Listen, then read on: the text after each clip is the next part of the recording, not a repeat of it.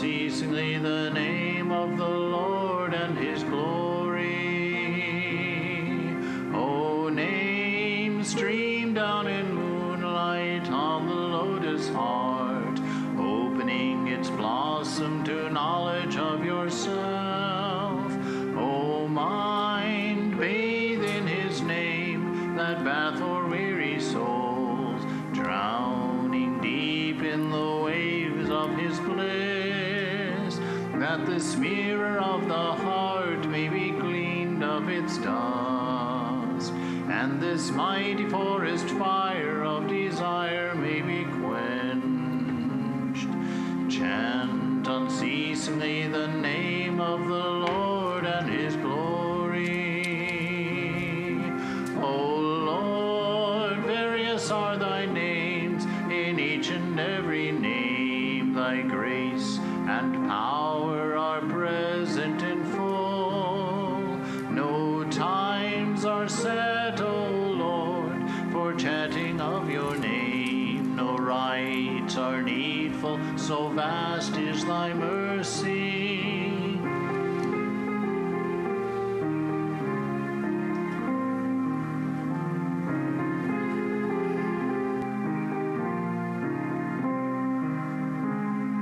Chant unceasingly the name of the Lord and his glory.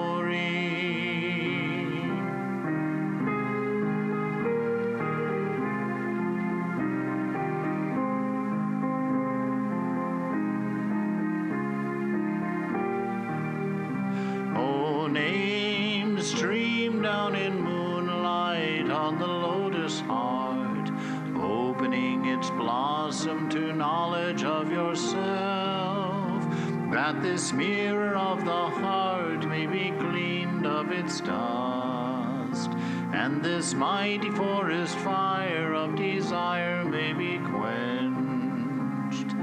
Chant unceasingly the name of the Lord and his glory.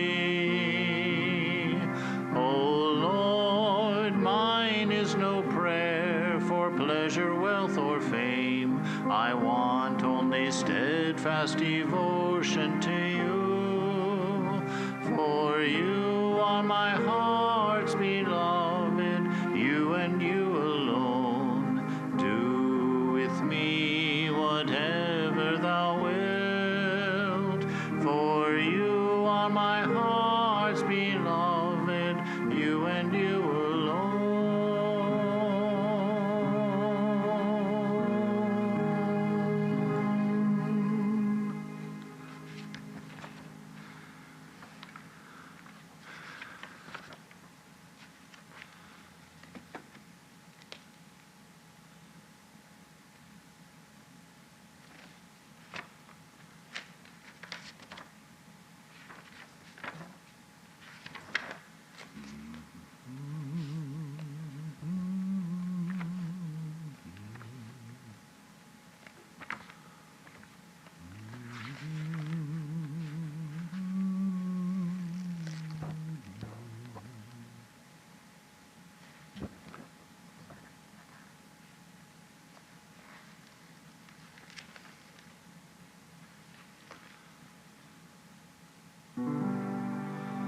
Mother, what need to ask you anything? I'm happy just to see you. If I could try to do something for you, I'm helpless, wrapped tightly in your arms. Nothing to be, nothing to say, surrounded by your love, the dream slips away. What's there to strive for, what to die for? Is there anything here other than you? I'm gazing on you. Mother, to you there is no high or low in your eyes. Who is great or small? None are rejected, none turned away. In you I gain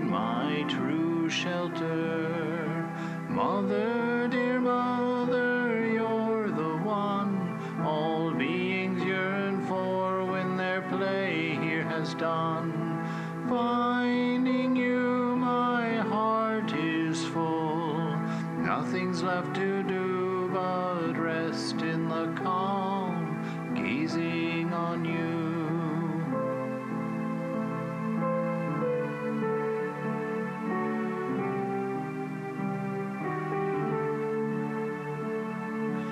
Where else to seek for refuge, Mother? Nowhere else but in you. Oh, may my life be true by seeing you, oh dear Mother.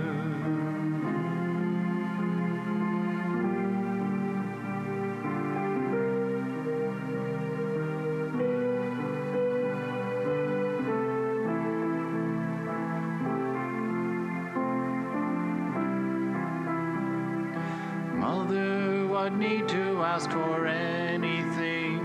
I'm happy just to see you.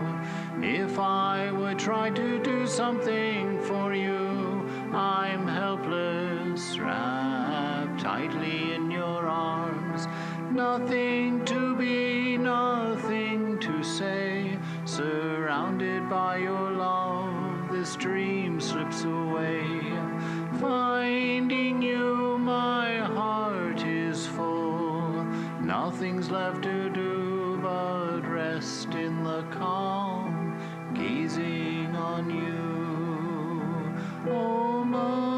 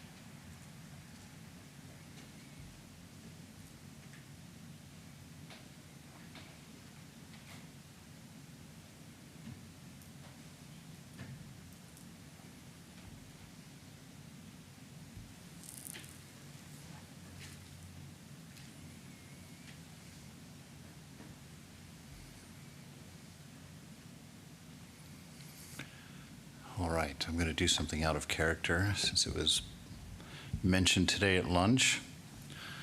I'm going to start with a chant for our time together. Om Sahana Bhavatu Sahano Bhunaktu Sahaviryam Karavavahai Tejasvinavaditamastu ma vidvishavahai. Om Shanti Shanti Shanti. Om. May we move together in our studies. May we be together and relish the things that we learn. May we perform our studies with vigor and deep concentration. May what has been studied by us be filled with brilliance and understanding. May it not give rise to hostility or difference. Om, peace, peace, peace be unto us all. All right, so we're continuing on with Brother Lawrence tonight, and just really taking some time to immerse our mind in the simple approach to the divine. As you know, it's one of my practices always to keep myself out of religions as a thing in general, and to take my mind back to a time where it was just us and God.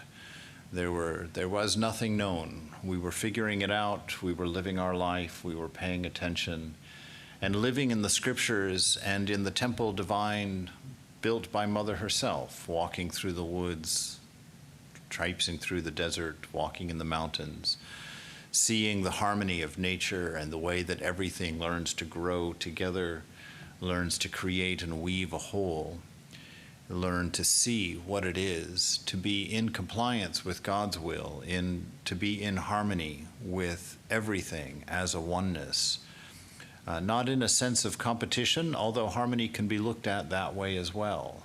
But that's an ego perspective. Harmony is a surrender. Harmony is a compromising. It's a working together. It's coming to a oneness. And so Brother Lawrence really, for me, is the essence of that kind of relationship with God. He considered himself rather thick, I guess.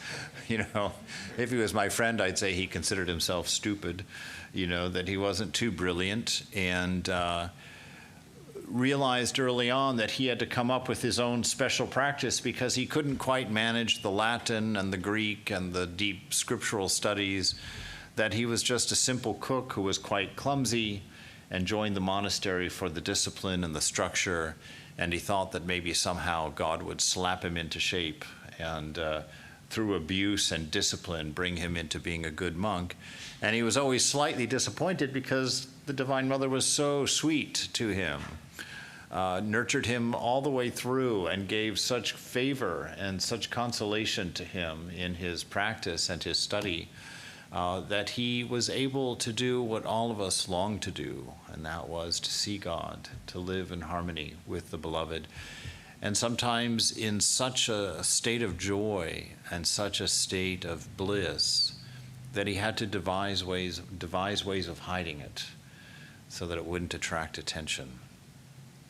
So in our pursuit of such a wonderful state, may it be by the mercy of God, may we have such joy that we have to hide it, such bliss that we have to disguise it to keep the attention away. So he starts tonight by making a promise to us. All things are possible to him who believes, to him who trusts in the divine, him who is able, or she who is able to take the scriptures, to read what they say, read it once, and know it for a lifetime. We see in Sri Ramakrishna that ability to discern the nature of something and to be finished with it once and for all. He locked himself in a room full of sweets, full of delectables, and just ate them until he got sick. And he walked out and said, "Mind, that was sweets. This is what it does to you." And he was finished. He put on that fancy chadar, that fancy shawl from Mathur Babu, with the gold border on it, and walked around, and he realized that it gave him a rajasic feeling, that it gave him a feeling of pride, a feeling of being better, of being special. And he realized that it was a source of ego. And as soon as he realized that, he ripped that thing off of his shoulders, threw it on the ground, stomped on it, and was trying to set fire to it when Mathur Babu comes in and rescues it from him, takes it away from him. It's having that kind of mind, that kind of relationship with the Beloved, that your trust is so firm, your guileless devotion just opens you to anything that you hear that remotely sounds like the voice of the Beloved, that remotely smacks of truth. You hold on to that to such a degree that a statement like this can be said: everything is possible to those who believe. to have that faith in God. It's that kind of faith, that kind of belief, that kind of steadiness, that kind of confidence, based on this relationship, this oneness, this practiced clarity and purity of being in step with the divine, of always having the name in your mind, the echo of that love filling your heart, your eyes always searching for the eyes of the beloved everywhere that you look. Every beautiful thing that you see, you immediately think of the divine. Beautiful flowers in a garden, you see this bouquet and you accept it from the divine, and then you offer it back to the divine. So we see in him this faith, this absolute strength in him, that if the scripture says it, if God has led him there, that he just believes it wholeheartedly, and through that everything became possible. We studied on Sunday about the different aspects of attention up in Santa Barbara. And one of the aspects of attention is this absolute belief that everything between you and the beloved is fine, that God's love is enough, that God's mercy is enough, that God's grace is enough, and that we use that to drop deeply into the lap of the Divine Mother when we do our meditation, when we do our prayers. We don't have to bring our insecurities with us. We don't have to bring our fears and our shames and our shortcomings with us. That we know that the grace of the divine is enough. So that through this, all things are possible to those of us who believe in the grace of God, who trust in the love of the divine, who are trying to understand and just grab the idea of infinite love, a love with no condition. So all things are possible to him who believes, that they are less difficult to him who hopes, that we're never conquered. We don't get into death spirals in our spiritual life. We don't hold, our community accountable to the point that we're unforgiving, that we're hard-edged, that we always have an attitude of positivity to us. Everything must turn out well. If, in fact, there is a divinity behind this, a reality behind this, that is of the nature of love and intelligence. That we hope in that, we trust in that, and regardless of what we see on the news, regardless of the faults of our brothers and sisters around us, regardless of our own faults and shortcomings, we have a hope, we have a belief, this will work out, because those who believe can do anything, and that they are more easy to him who loves. So it's a wonderful triplet he has here. All things are possible to him who believes. They are less difficult to him who loves, or to hopes, him who hopes, and that they are more easy to him who loves, and still more easy to him who perseveres in the practice of these three virtues. Spiritual life is easy to those who stay devoted to their practice, who maintain their disciplines, who do not cut corners for themselves, who do not worry about making it easy for themselves, who are not always trying to make a nest in the rules of God, where I am a special entity, and because of God's love for me, I can take license. Because I'm naturally his favorite, he doesn't hold these things against me. Now, I love to laugh at that idea, because everybody thinks they're God's favorite at some level. I'm hoping that's the case. And the wonderful thing about that is we learned from the Bhagavatam in a story where the gopis are dancing with Sri Krishna in the woods around the fire.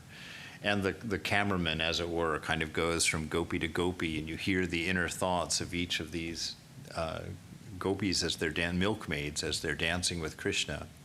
And each one of them is thinking, see how special he feels toward me. See how much he loves me. I'm clearly his favorite, right? I'm clearly his favorite.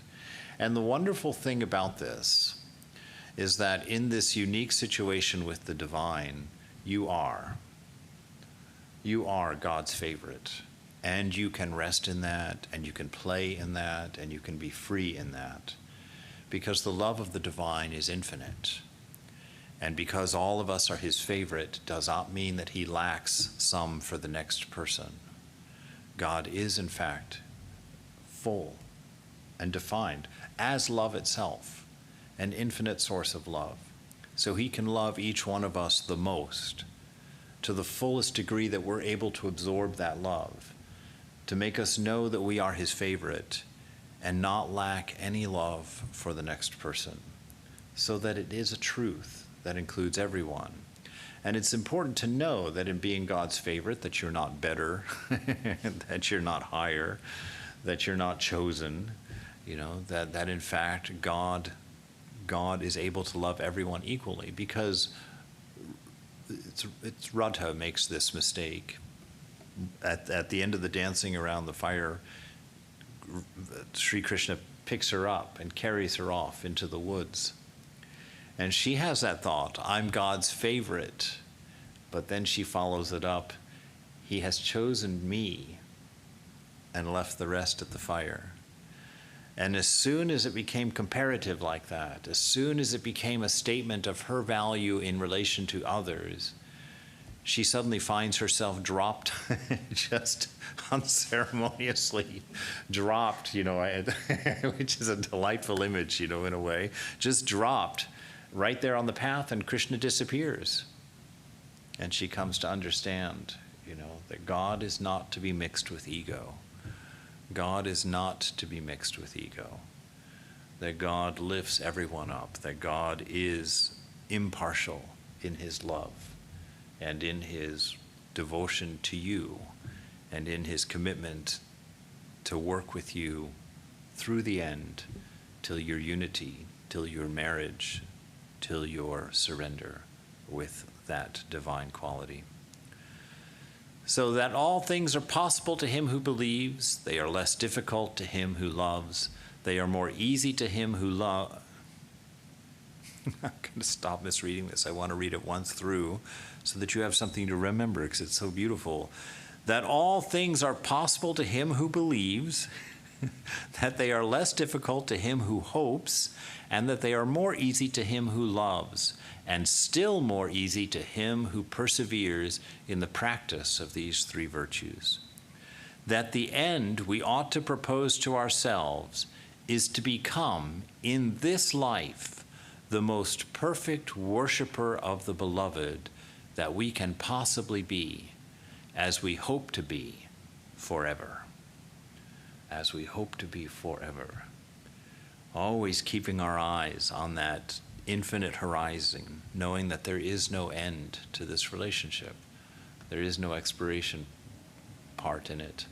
It was funny because, I grew up in the Christian faith, and whenever we would talk about immortality or eternal life, it was always something that was going to happen later.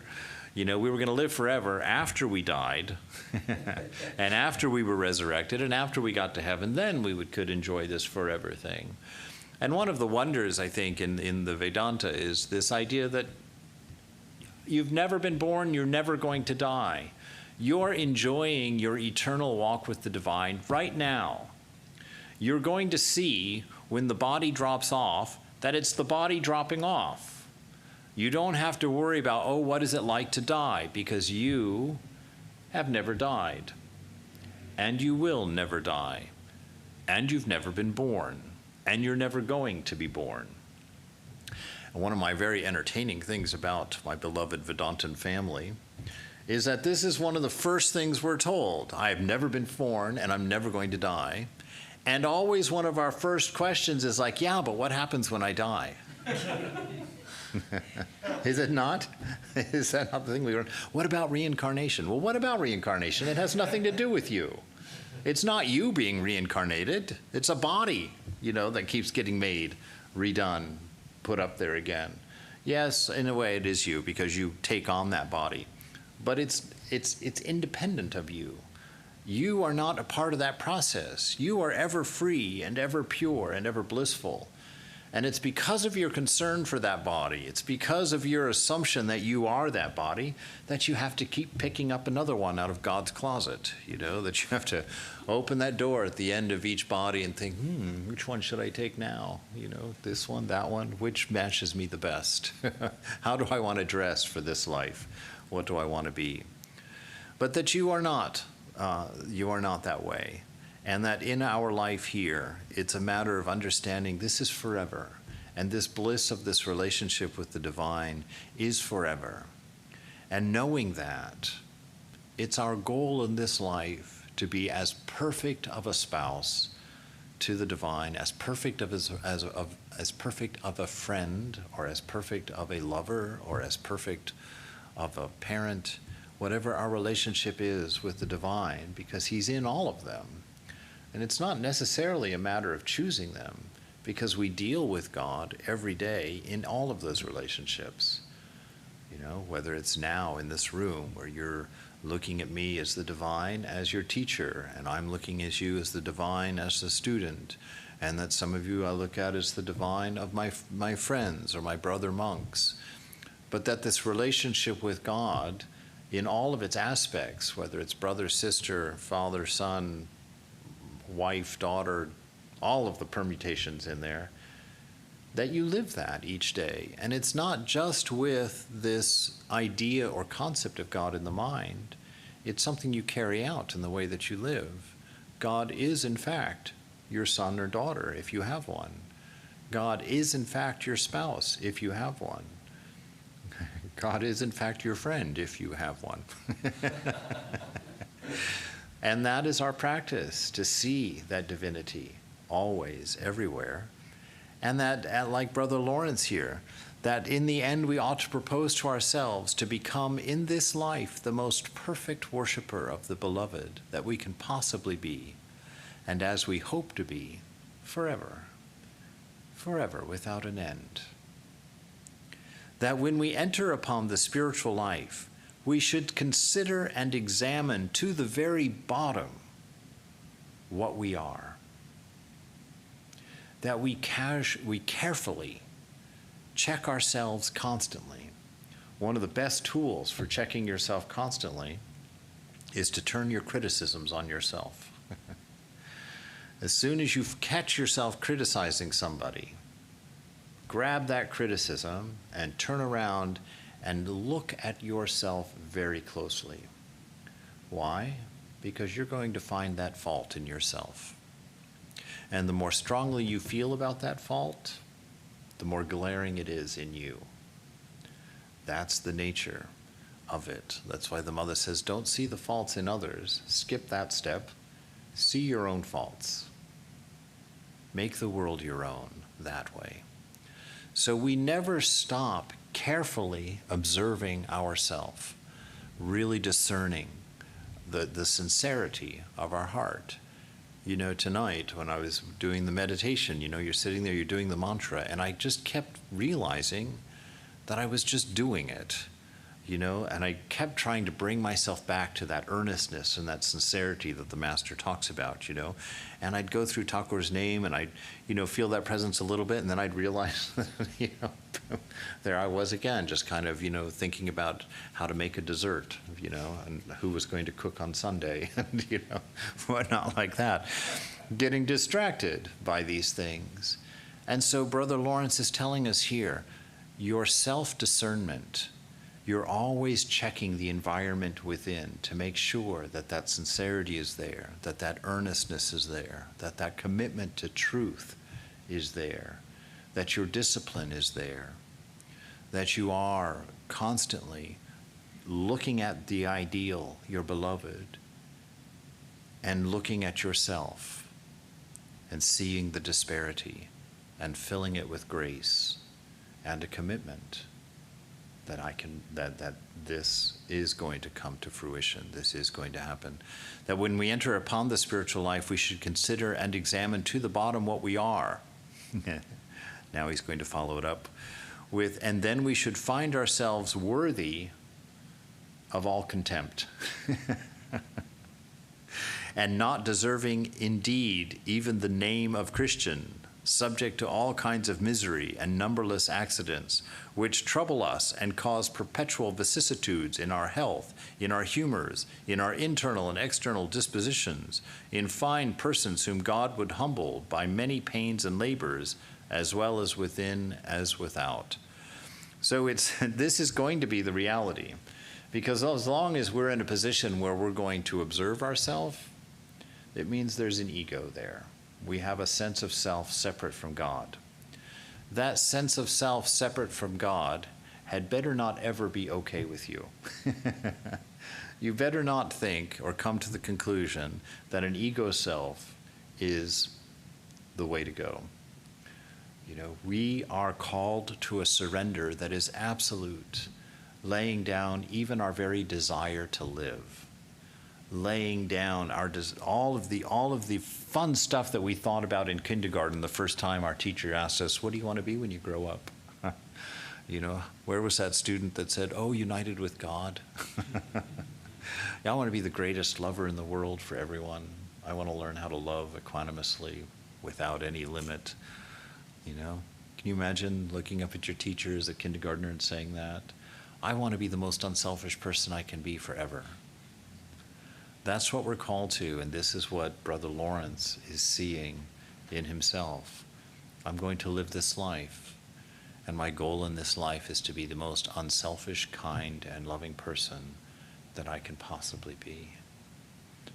And in that, I'm going to skip happily with that which is, that beloved who has given me that ideal, who has lived that ideal over and over and over again, when he came as Buddha, when she came as the Divine Mother, you know, when she came as Mary, when he came as Jesus, that we have that relationship knowing that we have a beloved who has gone before us and shown us that there is limitless love in him, whether it was through the sacrifice of Jesus in that pain on the cross, you know, showing that he was willing to do anything he asked of us, he was willing to do for us.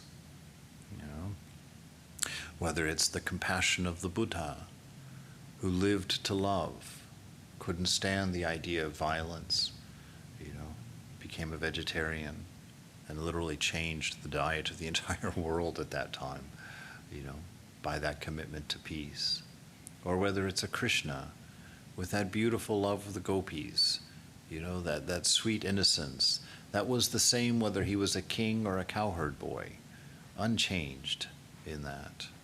Or whether it's a Rama, such a nobility, such an absolute commitment to perfect dharma, strength, you know, nobility, truth, unrelenting love, you know, that you know, when I remember reading that Ramayana and just about halfway through, I remember just sitting the book on my lap in the sun in the front room of the monastery in San Francisco and just thinking to myself, I have never read I've never read a book with such noble characters. Just, you know, Rama would always exceed my expectations in his perfect response to everything. How kind he was, how humble he was, how gentle he was, and yet how powerful he was, and what a warrior he was. He was the perfect human being. And so when we enter into spiritual life, we look at these examples, and we see what the ego self has done to us. And we learn to not love that, so that we can surrender, so that we can lay it down. And through that surrender, through that laying it down, we become like a Buddha. We become like a Divine Mother. We become like Ramakrishna through that effort. But that we have to examine it carefully and honestly and be willing to see our dirt. To be willing to see our dirt.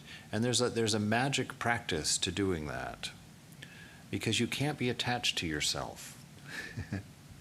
You can't be attached to the state of your ego self. You can't think that someday I'm going to work it out and it's going to be all right and everything's going to be okay. Because as long as we're carrying the ego, it's not. That's not a truth for us to tell. It's when we lay down that ego that everything is okay. When we surrender the need to be a personality, to be a success, to be a good person. When we surrender the need to be right, or the need to grow, or the need to accomplish, or the need to own. It's when we lay that down that somehow magically we become that. We become that beautiful manifestation of a pure ideal, our nature within.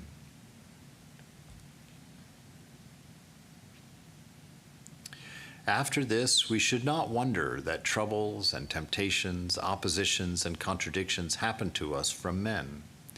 We ought, on the contrary, to submit ourselves to them, to bear them as long as God pleases, as things highly advantageous to us. So all the struggles that we have, this gets, I have to say this gets very uncomfortable for me because I see all the situations in my life, even now as I'm sharing these ideas, and as that part of me, that inner eye, is kind of looking through my day-to-day, and I'm thinking, oh boy, how to say these things out loud, how to say these things out loud. We have to completely and constantly renew our commitment to live this way. That no matter what is going on in our community, no matter how much we feel that things are not the way we want them to be, or that the mistakes being made by others around us are driving us mad, that we should have this attitude, I should have this attitude that he's talking about, that it should be no wonder to me, because after all, I am of the same ego material that those problems are made of. And that it is my own, ego and my own judgments that are causing as much problem to others as others are causing to myself, and to submit ourselves again to that self-observation, and to call ourselves again to our ideal, to call ourselves again to reach higher and to try harder, because all things are possible to those who believe, and less difficult for those who hope, and more easy to him who loves, and even easier to him who perseveres in his practice. So you see how he ties this all together, just to bring us home to that point of what this walk with the beloved is like, how beautiful it is, and how it remains beautiful even when it doesn't seem beautiful, when the struggles are coming along, the temptations are coming along, our failures are glaring us in the face. Why? Because we believe in grace. We believe in the walk of the beloved, and we know that this is just the way it is to have an ego. We're not going to attach to it. We're not going to give up on it. But we're not going to be ashamed and beaten either, because grace keeps us covered. And we know that all of this is working together for our good. That's another scripture I had to memorize in high school. Romans 8:28, all things work together for good to those that love God and are called according to his purpose, which would be every one of you in here. All things work together for good in your life. So no matter what they look like independently, no matter how horrible they seem to your body or how uncomfortable they seem to your mind, always know that for your soul, life is conspiring for your success. Life is conspiring for your freedom. And sometimes for a body that's suffering, sometimes for an ego that's painful, but for a soul, it's always a delight to feel the hand of God. That the greater perfection a soul aspires after, the more dependent it is upon divine grace. That's beautiful. That the higher you want to go, set your bar as high as you want, and just know the only thing that changes is your dependence on grace. That as God watches, he will be your success. He will be your success. I saw this lovely story online a couple of days ago, where this woman comes to realize something about her father. She, when she was young, her father used to take her to the beach, and she had this beautiful shell collection of these wonderful shells that she had found on the beach while she was beachcombing with her father when she was a young woman. And so now she's a grown woman, and she's married, and she's bringing her own kids to the beach, and she brings her father to the beach, also their grandfather, and she catches him dropping shells that he had purchased in the gift shop. These really cool shells, you know, the big fancy ones, that he was dropping them and hiding them on the beach for the kids, his grandkids to find. And she sees that, and she gets suspicious, and she goes and asks him, did you do that for me? Is that why I had such a great shell collection? And he sheepishly smiled and admitted, yes, I did that for you. That is God. That is God. You know, you're going along in this life thinking you're doing great things. I've got the best shell collection happening. And it's because God is dropping favors. It's because God is doing everything necessary for your success without you knowing it. He's hiding your best friend over there for you to find. He's hiding, you know, this lesson there, that love there, this inspiration there. And to walk around the world knowing that, to discover that level of love, that level of attention, that God has never left you. God has never and will never leave you alone. That your existence is that sign. The fact that you are is the sign that God is with you. The fact that you love and the fact that you learn. So the greater perfection that a soul aspires after, the more dependent it is upon divine grace. Being questioned by one of his own society, to whom he was obliged to open himself, by what means he had attained such an habitual sense of God, he told them that since his first coming to the monastery, he had considered God as the end of all his thoughts and desires, as the mark to which they should tend and in which they should terminate. So when he began his spiritual life, when he walked in, he said, God is everything to me. Everything. He's my goal. He's the means of accomplishing that. He's my peace. He's my self-image. He's my strength. He's my belief. He's my devotion. He's my effort. All of it. Because that love is infinite and without condition, God can be that. And he will give that hope that makes things easier, and give that love which makes things better, and give that growth that makes you purer and closer to him. That in the beginning of his novitiate, he spent the hours appointed for private prayer in thinking of God, so as to convince his mind of, and to impress deeply upon his heart, the divine existence, rather by devout sentiments and submission to the lights of faith than by studied reasoning and elaborate meditations. So he just set himself to experiencing God. This is the fulfillment of that command from Vivekananda to stop seeking God. Stop doing your practice to attain or to achieve or to get. And start doing your practice to enjoy, to commune, to share, to lose yourself in the presence of the divine, in the presence of the beloved. Let me read that again, that in the beginning of his novitiate, he spent the hours appointed for private prayer in thinking of God.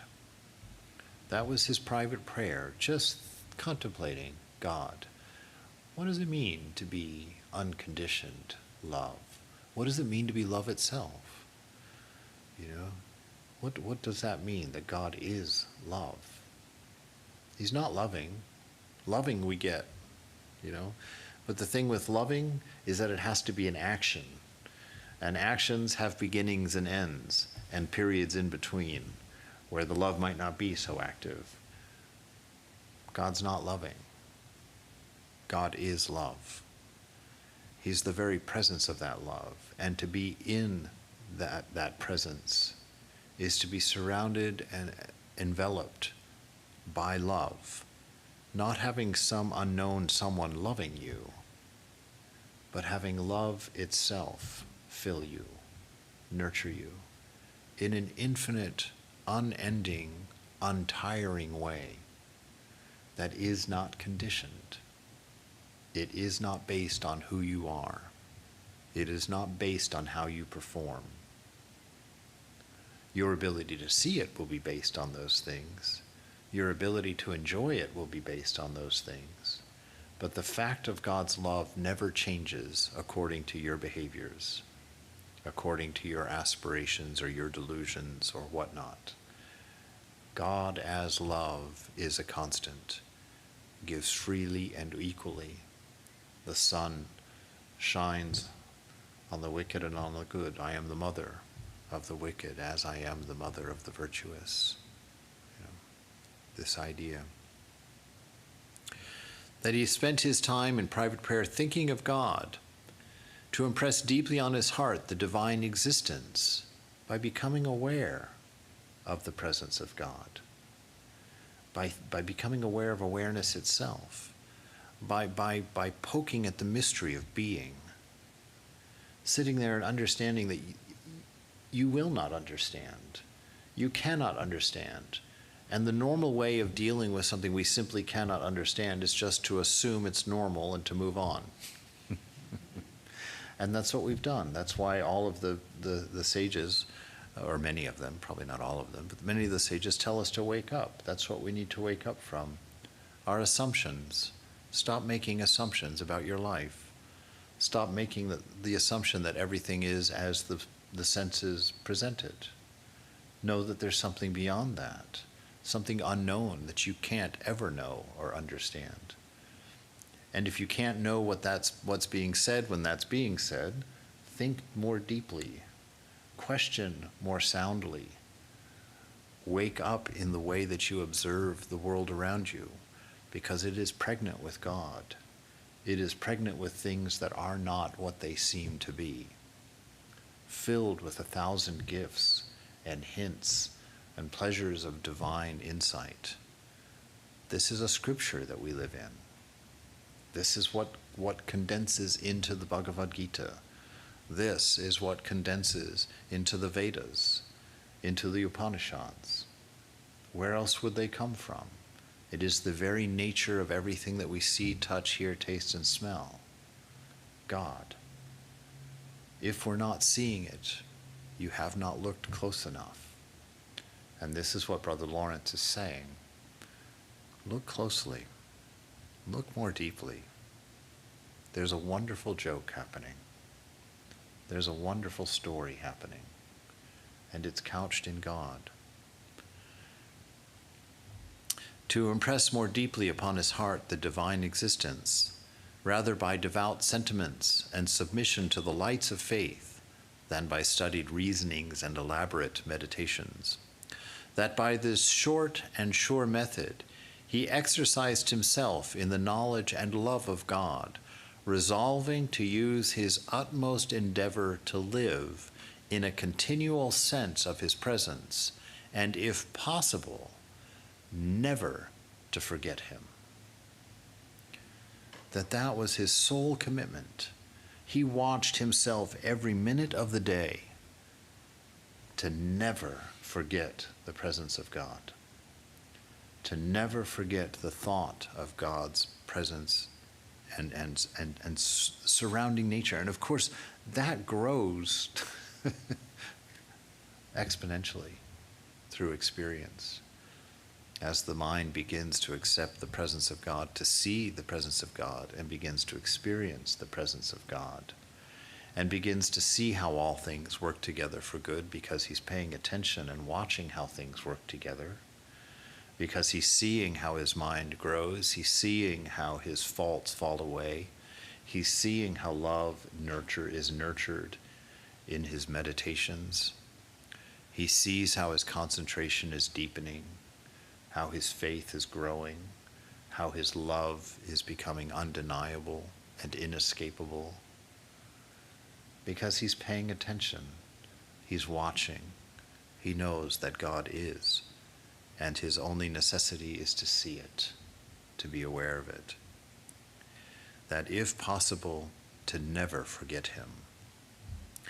That when he had thus in prayer filled his mind with great sentiments of that infinite being, he went to his work appointed in the kitchen. There, having first considered severally the things his office required, and when and how each thing was to be done, he spent all the intervals of his time, as well as before his work, in prayer. That when he sat there and went into the office to do what needed to be done, as he was sitting there making an account of everything, all the to-do list for the day, looking over the calendar, looking at the appointments and the meetings, looking at what had to be accomplished, that was just a continuation of his prayer, just a continuation of his awareness of God and the presence of that beloved. That there was not any difference, as we know from last week's or the week before's statement, that his times of prayer and the other times of his day were not separate. He didn't compartmentalize his relationship with the beloved. He didn't have his 1 hour in the morning and his 1 hour in the evening and then take great liberty to eat everything else in between. You know, God was with him always. Life was his practice. His practice was not an hour here and there, or even 2 hours, or even 5 hours here and there. His practice was life, making sure that at every minute of the day he never forgot love, never forgot the presence of God. That when he began his business, he said to God, with a filial trust in him, "O my God, since thou art with me, and I must now, in obedience to your commands, apply my mind to these outward things, I ask you, I beg you to grant me the grace to continue in your presence, and to this end, please prosper me with your assistance, receive all of my works, and possess all of my affection." There's a beautiful prayer to put on a little card and to pray every time you walk into the office, or every time you walk into the classroom, or every time you walk into your bedroom, or every time you get out of the shower. Say to God, since you are with me, and since now I must, in obedience to your commandments, apply my mind to these outward things, since you've given me a life, a family, friends, things to take care of, a job to do, a to-do list of any kind, now that I have to do it in obedience to your command, it's because of you that I have all these things to do. They're not separate. They don't have a worldly source. They don't have a householder source that's non-monastic. It's not like that. The mind divides the world up like that. Everything that we do is from the beloved, from the divine. All of our responsibilities are given by God with the expectation that they're done in this way. Since you are with me, and I must now, in obedience to your command, apply my mind to these outward things, I beg you, God, grant me the grace to continue in your presence. Don't let these things I have to do take my mind away from you. Remember Thakur's example of the woman in the mill, right? She's holding the baby, and he nursing the baby, holding it in one arm, taking the money from the customer and giving the change, all the while putting more corn into the turning mill wheel, and pulling out the flour, doing all of that at one time and doing it perfectly, excellently. So Thakur says, keep a 16th of your mind on God, whatever amount he said, and do the rest of it with the rest of your mind. But never forget the presence of God. So this is the prayer. Don't let me let these things that you've given me to do take my mind away from the awareness of your presence. And to this end, please give me your assistance to receive all of my work. What's the implication there? He's asking God to receive, to accept all of his work. What does that mean? That means that he's offering all of his work to God. Where have we heard that? That's the essence of karma yoga, right? That everything that we do, we offer to the beloved. Why? We're getting the reason. So that our mind is never pulled from the thought of God by the things that we do. That's why we practice karma yoga. So that we can walk in the presence of God, so we can enjoy that relationship, so that we can find this level of faith, this level of belief, this level of strength, this level of inspiration, that we can have a little bit of that intoxication that the Master lived in, that he has given to us. Prosper me with your assistance to receive all of my works and to possess all of my affections. Don't let me love anything that I'm doing with the love that you possess, that you have already been given from me. I have already committed all of my affections to you. Don't let me be untrue by giving them to any of these things. Let me see you and you alone in my work. This is Brother Lawrence's commitment in his spiritual life, just an amazing and beautiful simplicity. As he proceeded in his work, he continued his familiar conversation with his Maker, imploring his grace and offering him all of his actions. When he had finished, he examined himself. Okay, here's another component, another idea for a practice. Every time you finish a task, every time you get home from work in the afternoon, or any time you finish your business meeting, or any time you finish a project, he says, when he had finished, he examined himself, how he had discharged his duty. If he found that he had done well, he returned thanks to God. He remembered to be gracious. Thanks for a successful day. Thanks that I didn't lose my temper. Thanks that I didn't yell. Thanks that I didn't get all caught up and forget. So if he found that he had done well, he remembers to thank God.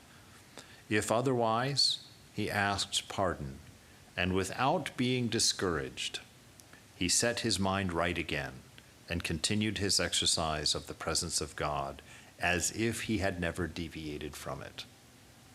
That is the healthy way to deal with failure. That is the healthy way to deal with negativity. Ask pardon, recognize that it's there, put your mind back on track, and go on as if it never happened. There's no mulling it over. There's no owning it and calling ourselves horrible. What a terrible person I've been all my life. You let it go. You burn it in what? In grace. You set it in fire in grace.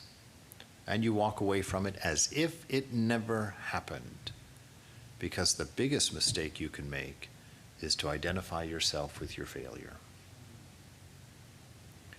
It will whoop your patoot. You will not be able to sit down comfortably for your entire life if you own the idea that you are failure, that you cannot win this. All things are possible to him who believes. All things are easy to him who hopes.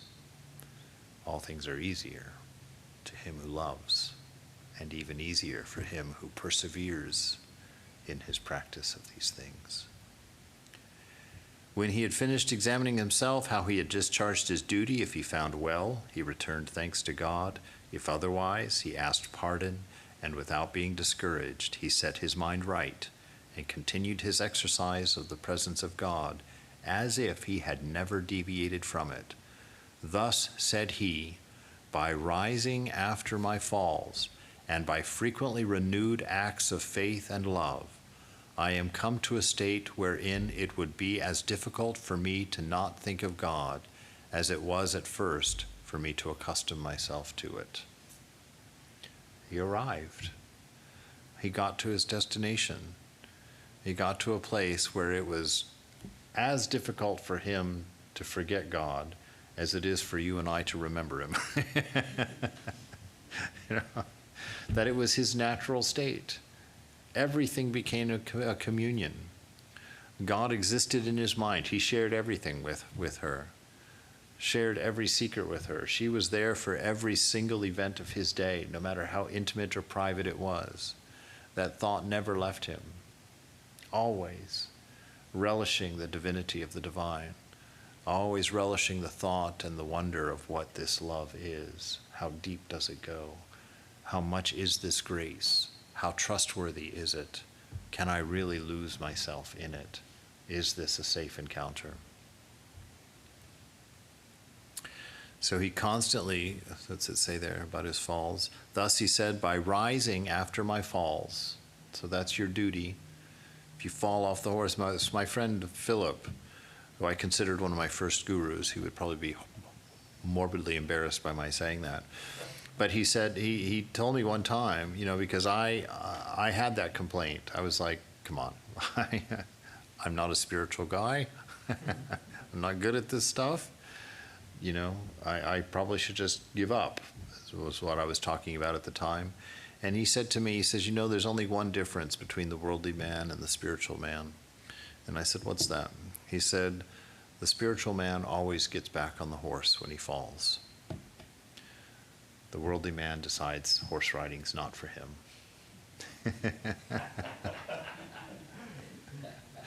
So this is the challenge.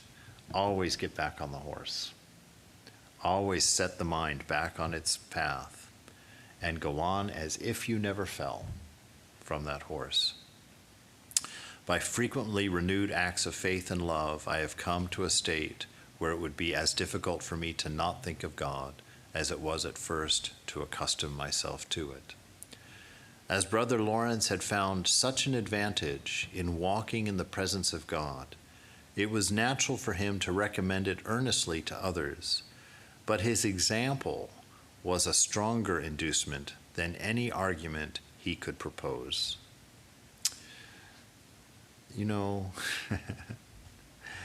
That statement should be like in letters 9 feet high. I always told people, it's like, if you love Vedanta, do your practice. If you want the Vedanta society to grow for some weird reason, do your practice. It's not about telling others how to live. It's not about telling others what's true and what's right and blah, blah, blah. It's about the act of love. To the degree that somebody knows you love them, to that degree alone can you correct them or help them. So the next time you're yelling at somebody for making a mistake, be careful to consider, have I ever yelled at this person because I loved them? Have I ever been as strong about my love for them as I am about their mistakes and about their shortcomings? When you're going to go and talk to somebody about their fault or try and correct them, make sure you stop and take inventory in your love for them. Am I doing this out of love? And am I doing this because I love? Can I do this in the presence of God? Or is this some ego satisfaction at catching their fault? Is this some social move that puts me a notch above them? Finally I get them. Be careful how you live, because your example screams much louder than any words that you say. Direct from the mouth of our brother Lawrence. His very countenance was encouraging. Such a sweet and calm devotion appearing in it as could not but affect the beholders. And it was observed that in the greatest hurry of business in the kitchen, he still preserved his recollection and heavenly mindedness. So no matter how stressful it was getting, he wasn't freaking out. He wasn't yelling at people, he wasn't screaming at people, get out of here, get out of my way. I can't believe you just did that. He never left his heavenly disposition. Why? Because he was in the presence of the beloved always. and he felt that constant radiant love from the inside out. There was no need for anything else. He was never hasty nor loitering, but did each thing in its season with an even, uninterrupted composure and tranquility of spirit. Where have we read that? That's the man of steady wisdom from the Bhagavad Gita, right there. Someone who's just on even keel no matter what happens. One more paragraph, and we're done, half a paragraph. The time of business, said he, does not with me differ from the time of prayer. And in the noise and clatter of my kitchen, while several persons are at the same time calling for different things, I possess God in as great a tranquility as if I were upon my knees in the Blessed Sacrament. What a state. Took him 15 years, we know from the introduction that I haven't read. Took him 15 years to get to this place. You know?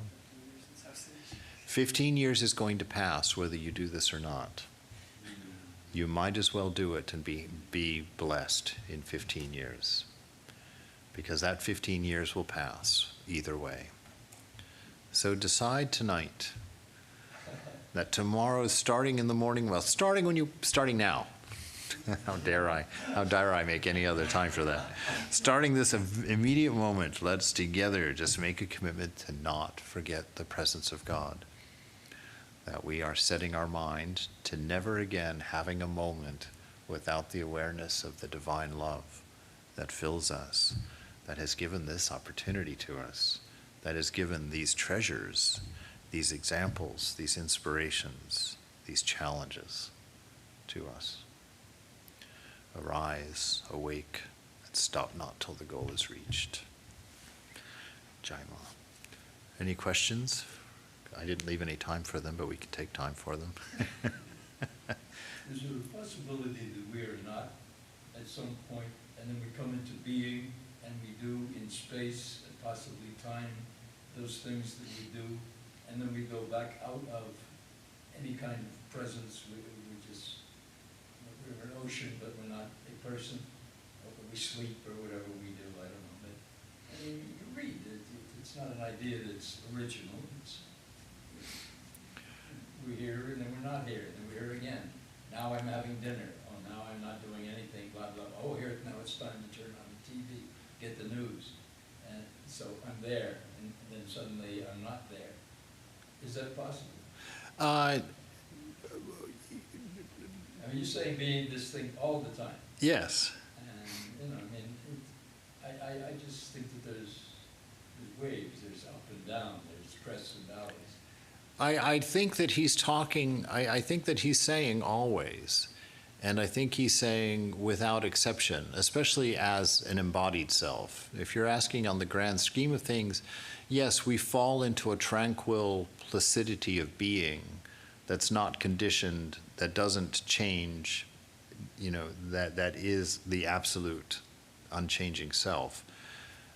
But even within that, it is the container for Shakti. It is inseparable from action, from manifestation. It's one of those mysteries. There's no way that we're going to understand it, and there's certainly no way I'm going to be explaining it.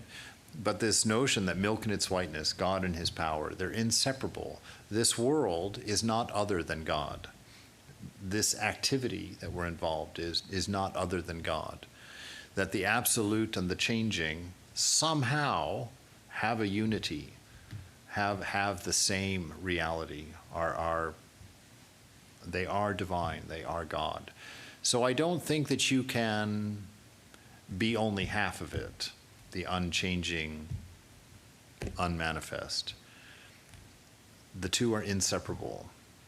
So I think... But as I listen to you, I hear the thing that I certainly do the same thing, that God is God. Oh boy, there's God, I'm going to be this to him. But no, on a deeper level, as I listen to you, then you keep saying God is love.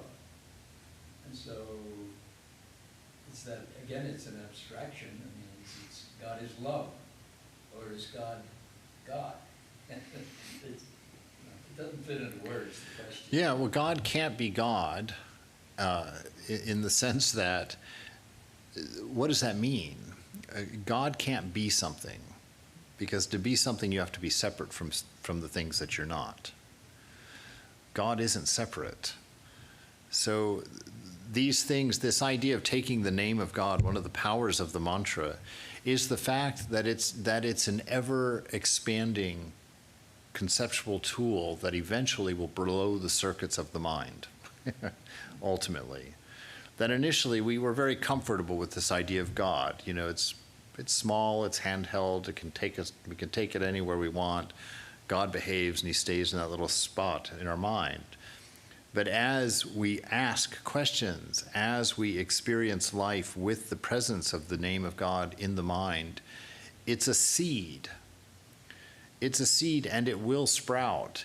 And little by little, there will be no more room for you in the tent. You know, little by little, your ego has to pack up and disappear. If you pack up to disappear. But it has to go. You know, the image that's in my mind about it is, you know, the teacher told me to create a shrine in my heart and to put the image of God there, facing the same way that I'm facing, and to picture that. And what I find over the years is that, you know, initially I was thinking that I was going to merge into God, and then that would be how this thing comes to an end. I don't know if that may happen. I don't know how that happens. You're a Brahman. Yeah, but on a higher level than. Yes, but what I'm seeing is that both my image of God is disappearing, and the image of self is disappearing, and what is growing is the love that ties the two together. That love of God for me and my love for the divine, that love is beginning to consume my ever too small concept of God and my ever too large concept of self into that one which is love itself. So, you know, Vivekananda says a very interesting thing that I just heard. I don't know who was reading it. It was Arapasananda, I think, was reading it, where Vivekananda says God is not a person but a principle. Now, that's in the absolute self, in the absolute sense, you know, that there is a divine principle, a thing which everything lays in obedience to. That is God. We're not going to be able to find a place in the mind where we can put it and say, oh, I understand. It seems to me that it's true that life has ups and downs. The view that I have is to stay in the flow. So it's going to go up, it's going to go down, it's down, it will go up. And don't pay attention, to stay in the flow. It's the same thing that you're saying. Yeah. To stay relative to the expression of divinity. It hasn't. Life may have ups and downs, but you have to look at what's measuring that, because. I was looking at the flow. Yeah, well, but we'll look at the flow. Like you flow with the river, but you come into an ocean. It's not a matter of flow. It's like, you know, at that point there's a merging. There's, you know, of course we can get technical and say, well, there's flow in the ocean. Well, of course there's flow in the ocean, but the idea is that one without a second. When we stop identifying ourselves with the changing, when we stop saying that this is me, then that flow is not really the thing that we're following. We are the container of that flow. You know, that we are the container of everything, and it's a closed system. It's always in balance. It's always perfect. So as a whole, there's a stasis, a static quality to it. When you go in and take any particular point in it, there's movement, there's flow, there's change. It's like when you take a movie, when you put it on the reel and you run it through the projector, there's change, there's flow, there's story, there's happening. But when you pick the reel up, put it under your arm and carry it home, there's no change. There is no flow. There is just that. Yeah. And so I think for our experience, it's good to be in the flow because we're identified with body-mind at this point. And surrender is what you're talking about, surrendering to the flow. And we work on not seeing it as good and bad, but understanding that everything has its value and everything is beneficial to us as a soul. And that more and more we move our identity from the changing world into the unchanging sense of self, that which is always just watching, not involved, but just watching. And we become established in that awareness, and it becomes more prominent than the changing, ultimately. And in that we find that equanimity of mind. In that we find what Brother Lawrence is talking about, that no matter what was going on in the kitchen, no matter who was yelling for what, he had the same serenity as when he was on his knees in the shrine, you know, that because that's his established reality now. And that's how you become that man or woman of steady wisdom. You know? Thank you. It's an online question. Okay. Me and my father are one. And Aham Brahma Asmi. I am Brahma. How one differ these two? How one what? Differ these two. Defer? Yeah, differ these two. Oh, differ. How do they differ? Well, in my mind, they don't. You know, in Matthew, I think it's Matthew 15, Jesus, that's the last prayer he prays on earth. You know, that make them one in me as I am one in you. I mean, how many different ways are there to be one? You know, you can talk about it in process if you want, and then you can see distinctions. But in the end, it's one. It's one without a second. That's the nature of it. If you read St. John of the Cross, he talks about that merging with God. If you look at St. Teresa of Avila, she talks about that merging with God. You know, this is a common experience of the mystics of all traditions. And those mystics are always in trouble with their traditions who don't believe in that merging or don't support that idea of one without a second. But it's there. It's a beyond experience thing. So it's what it is. And it's not that your ego becomes God, which is, I think, what really bothers a lot of people with that idea that I am that. You know, because when any of us say I, we're not talking about a unity. We're not talking about a one without a second. We're talking about this pretty great guy right here, you know? And this pretty great guy right here is God. And now you're in trouble. Now you've given yourself endless license. You've given yourself endless avenues for ego development and growth. And you're going to become one of the most unpopular people in the room in no time flat by following that. When we say thou art that, it means post-surrender, post-identity, you know, post-body, post-mind. So that unity is the reality of everyone all the time, but it's never the reality of the embodied self.